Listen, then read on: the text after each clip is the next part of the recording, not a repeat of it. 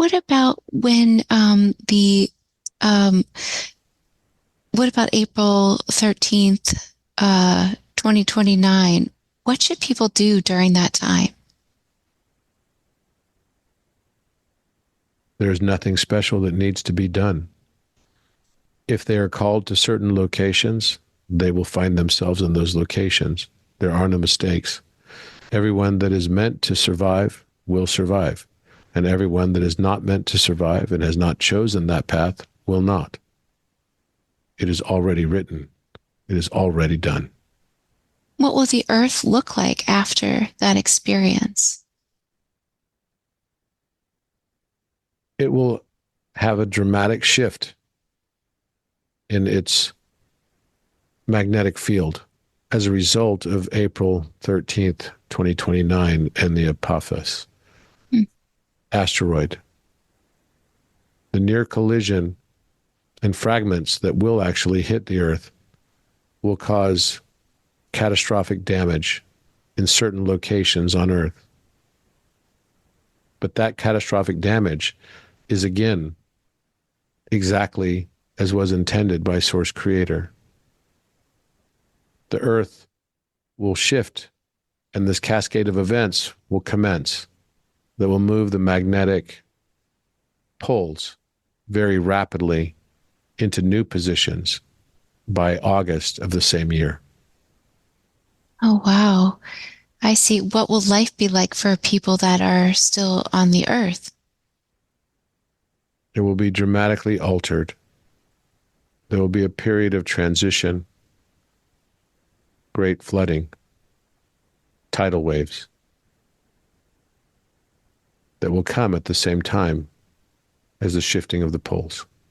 Will everyone experience this, or will some people not have this experience at all? 144,144,000 will have a different experience.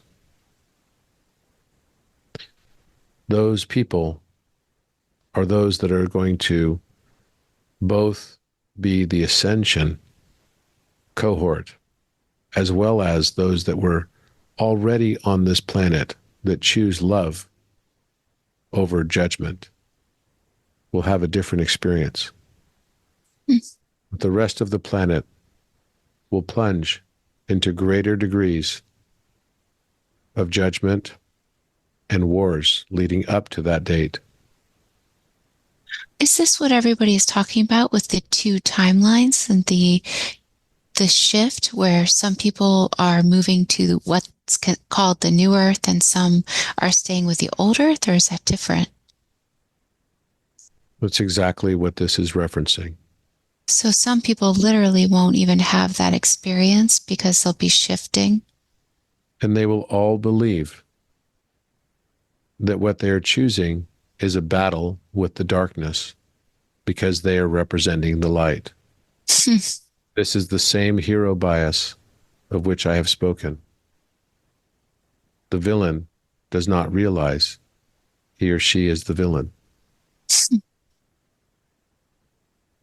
Those Wow. that ascend will choose love and non duality and non polarity.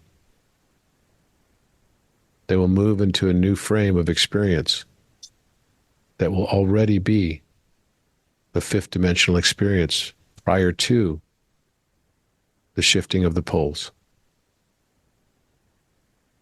There's going to be spacecraft that can take people to other planets, but what they're showing is likely more to happen on Earth for people that don't have the means, like Elon Musk, etc., is that you're going to be scrambling, as we mentioned the other day, to higher elevated places on the Earth to be more protected from floods, tornadoes, etc. So that if you are worried or concerned, and they're showing again that there's not a need to start running away to anywhere right now, but if you want to really plan for future generations, that they're showing me being up in a mountainous area would be the safest place to be because you are elevated enough to protect you from some of the things that are going to happen lower on the earth, like the tsunamis, like the collapsing of some land masses into the ocean, and that the resources up on the mountains will be able to provide you with the nourishment that you need.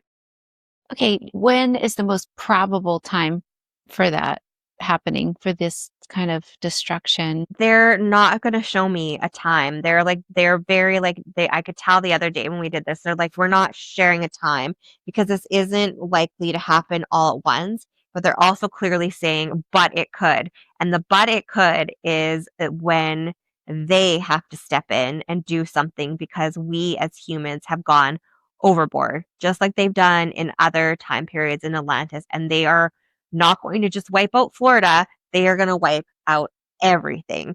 And so when that destruction comes, it will be for that reason. But they're saying we don't want to go there because we are doing everything in our power to prevent the need for that happening again.